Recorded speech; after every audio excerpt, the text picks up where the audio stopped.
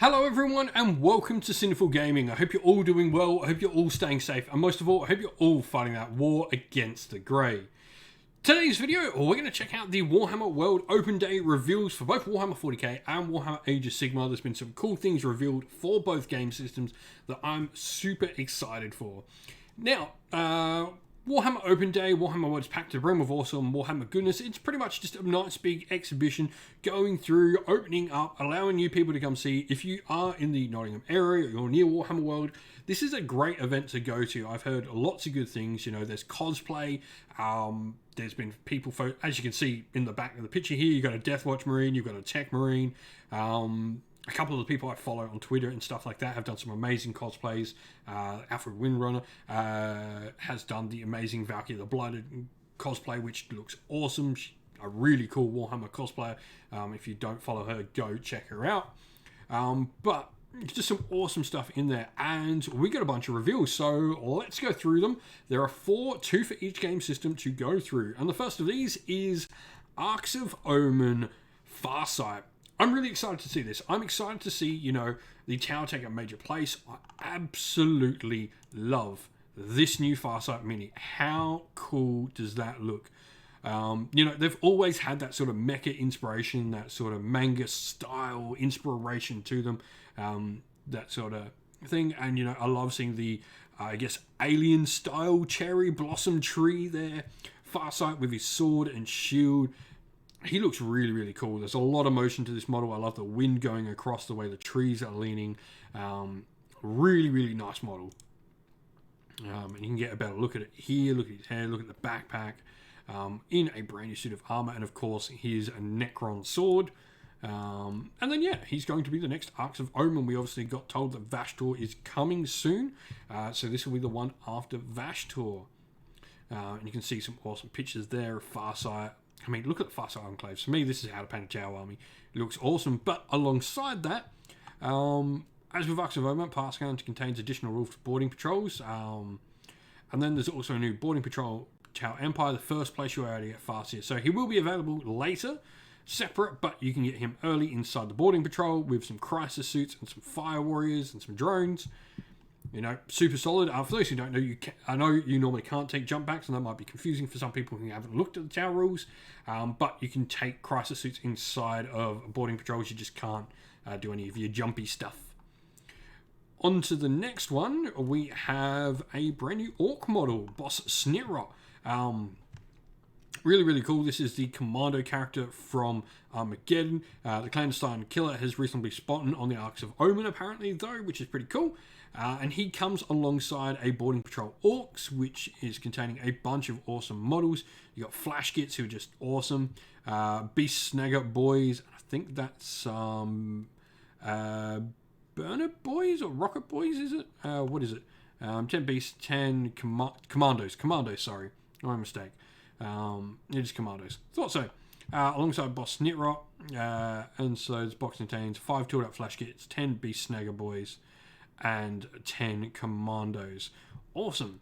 And then, of course, Boss Snirot. Once again, same as Farsight, this will be the first place to get this particular model. And then we go to Age of Sigmar, where we got this awesome model. I love this. Doesn't this just look like this model's at like a metal concert and about to just let out some beastly roar at the start of a concert? You know, there's about to be some like big opening roar or like scream. I'm imagining, you know, him sort of screaming a higher pitch to Slayer's Angel of Death at the start. And then we do get a look at rules on this one. So obviously, alongside this, I should say, there's a brand new battle tome coming out for this as well. We'll get a look into cover in a sec. But desecrating blood runes. Once per battle, at the end of your movement phase, you can pick one objective or terrain feature within 3 inches of this unit and say it has been marked with desecrating blood runes.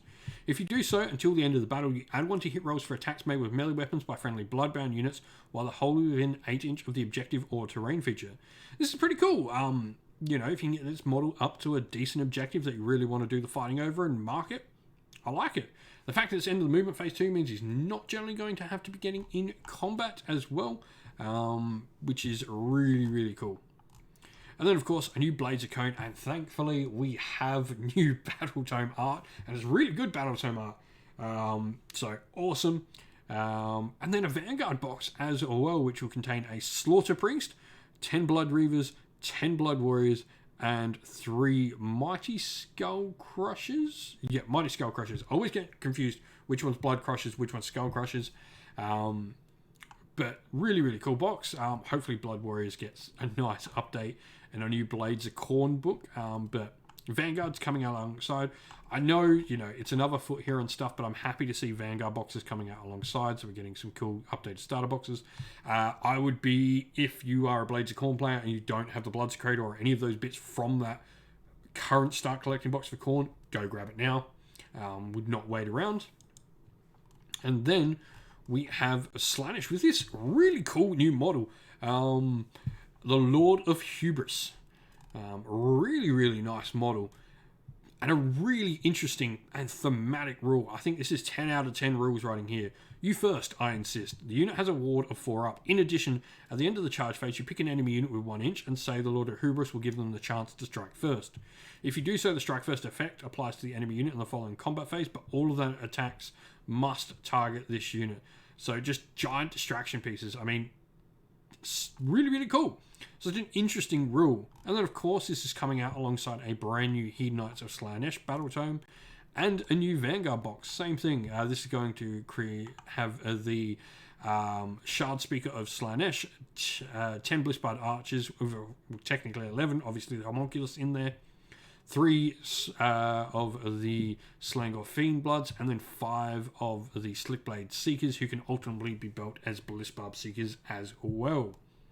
All in all, a really cool set of reveals on the Warhammer Open Day. Really excited to see the Age of Sigmar ones. Cool stuff for Boarding Patrol continues to be. We're currently building up our Boarding Patrol table for the channel, so can't wait to get playing some of those games. I absolutely am in love with it. We've got some cool things coming Boarding Patrol-ish wise as well on the channel later in the year. So, but what do you think of the reviews? What's your favourite thing? What are you most looking forward to? Let us know down in the comments below. Well, that's the end of the video. We hope you all enjoyed. If you did, please don't forget to leave a like and subscribe to the channel if you haven't already. And also drop a comment down below letting us know what you enjoyed about the video. If you'd like to come chat more with me and other members of our little community here at Sinful Gaming, we have a Discord server which is linked down in the video's description. Also linked down in the video's description are the best ways to help support the channel, either by Patreon, YouTube members, or by grabbing yourself some merch from either our Ko-fi or Teespring stores. All of those things are linked down in the video's description. As a special thank you to everyone who does support us via Patreon and YouTube members, we'd like to give you all a shout out. So thank you to our Patreons, Christian Weir, Soren, Kenny Lowell, Outer and Shot First, Andrew Bowen, The Rising 8, Pure Dynamic, Anthony B, JJ Austrian, Average Wargamer, Domir, Mark Harvey, James Cater, Benjamin Swallows, Red Martin, Iron Grinch, Nicholas Conomos, Colorblind Magic, Daniel Everington, and Andy C. And to our YouTube members, Green Roots Gaming, Ronya, Lock Lorick, The Johnny84, David Ellsworth, Wolfric Nick, Broken Chef, Ariana Edwards, Revenar, Pink Nico Fire, Robin Mankiller, Monty Stabletop Terrain, John Castle, Davis Weir, James South, James Tillman, Dylan Marino, Gargamel 196, and Disco.